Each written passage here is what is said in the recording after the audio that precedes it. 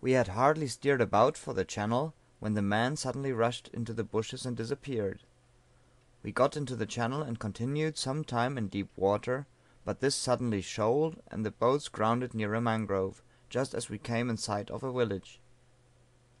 Our crew jumped out and commenced tracking the boat over the sand. While thus employed, I observed by means of my glass a crowd of natives and some of the pirates running down the other side of a low point, apparently with the intention of giving us battle, as they were all armed with spears and muskets. The men had just succeeded in drawing the boats into deep water, when a great number of canoes were observed coming round the point, and at the same instant another large party running down to launch, some more on the beach, when they joined those already afloat, in all made above 28 canoes, and about 150 men.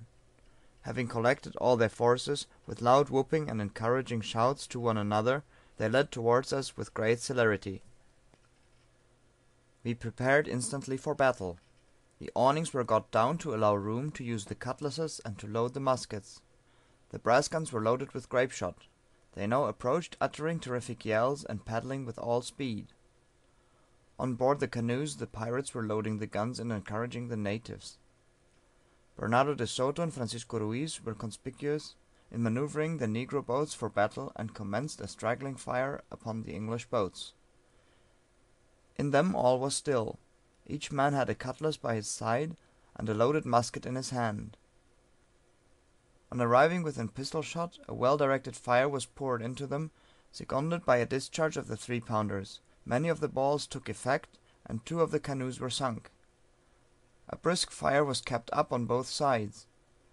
A great number of the negroes were killed, and a few of the pirates. The English loss was small. The negroes now became panic struck, and some paddled towards the shore, others jumped overboard and swam. The sharks caught several. Captain Gilbert and De Soto were now caught, together with 5 of the crew.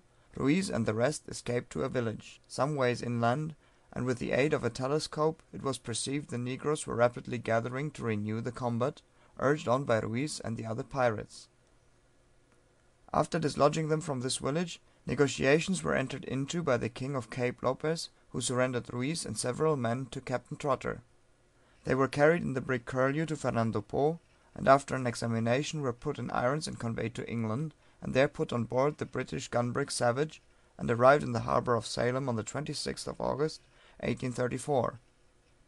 Her commander, Lieutenant Loney, waited upon the authorities of Salem, and after the usual formalities surrendered the prisoners into their hands, stating that the British government waived their right to try and punish the prisoners in favour of the United States, against whom the principal offence had been committed.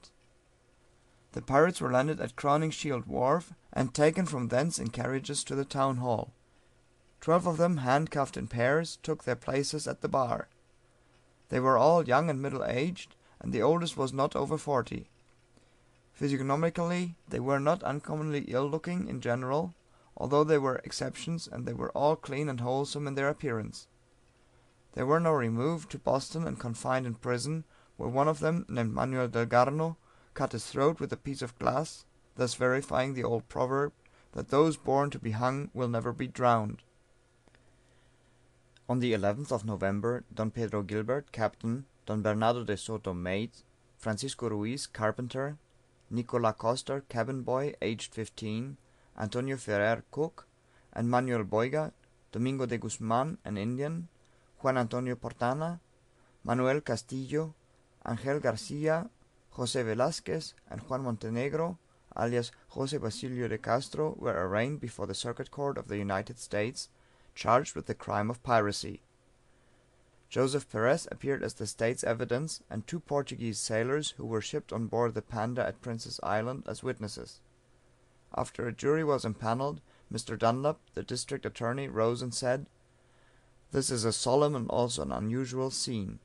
Here are 12 men, strangers to our country and to our language, indicted for a heinous offence, and now before you for life or death. They are indicted for a daring crime, and a flagrant violation of the laws, not only of this, but of every other civilized people." He then gave an outline of the commission of the robbery of the Mexican. Numerous witnesses were examined, amongst whom were the captain, mate, and several seamen of the Mexican, who recognized several of the pirates as being the individuals who maltreated them and took the specie. When Thomas Fuller, one of the crew of the Mexican, was called upon to identify Ruiz, he went up to him and struck him with a violent blow on the shoulder. Ruiz immediately started up, and with violent gesticulations protested against such conduct, and was joined by his companions. The court reprimanded the witness severely. The trial occupied 14 days. The counsel for the prisoners were David L. Child, Esquire, and George Hillard, Esquire, who defended them with great ability.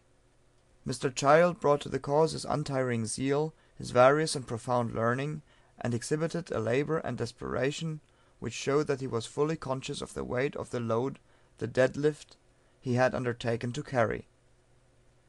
Mr. Hillard concluded his argument by making an eloquent and affecting appeal to the jury in behalf of the boy Costa and Antonio Ferrer, the cook, and alluded to the circumstance of Bernardo de Soto having rescued the lives of 70 individuals on board the American ship Minerva, whilst on a voyage from Philadelphia to Havana, when captain of the brig Leon. "If, gentlemen," said he, "you deem with me that the crew of the Panda, supposing her to have robbed the Mexican, were merely servants of the captain, you cannot convict them.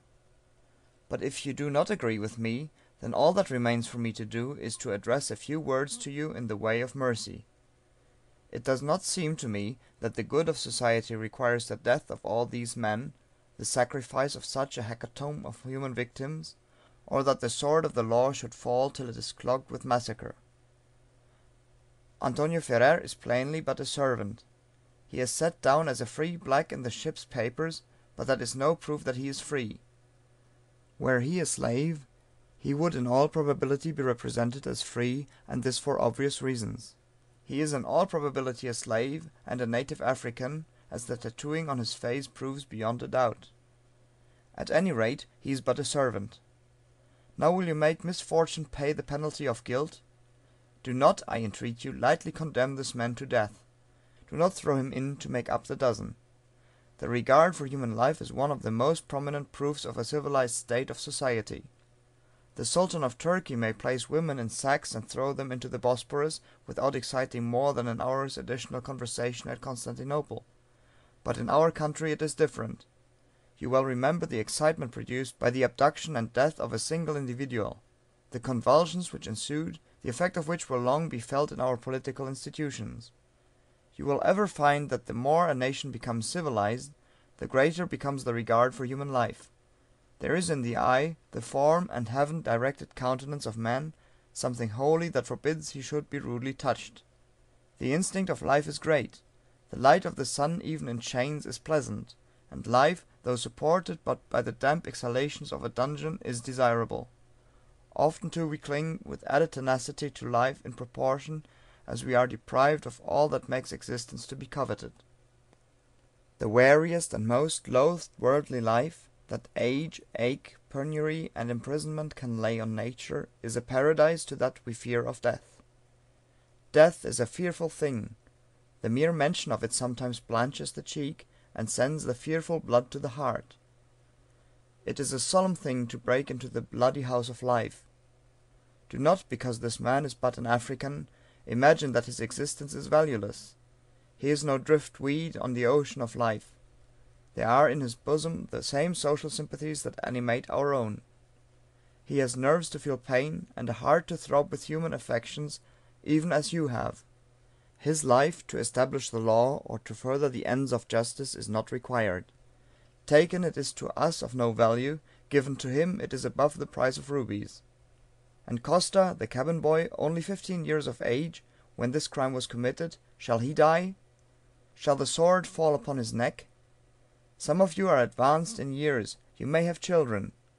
Suppose the news had reached you that your son was under trial for his life in a foreign country, and every cabin boy who leaves this port may be placed in the situation of this prisoner.